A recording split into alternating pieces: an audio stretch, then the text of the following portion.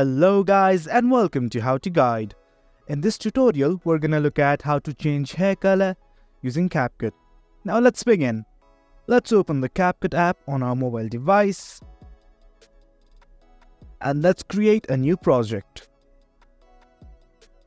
Add any video or image you wish. I'm gonna select this video and add it.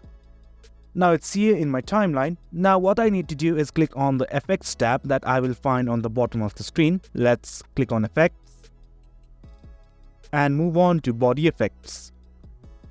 Then you can simply search for hair color change.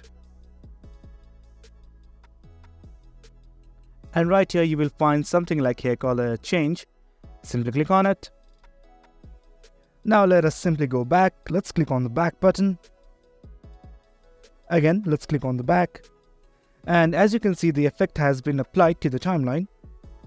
Let's drag it to that of the end of the video. Now let's click on the hair color effect. And you can see something like adjust.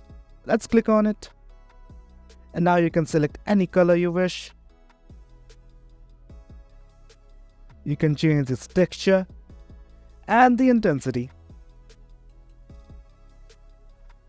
Now let's look at the end product.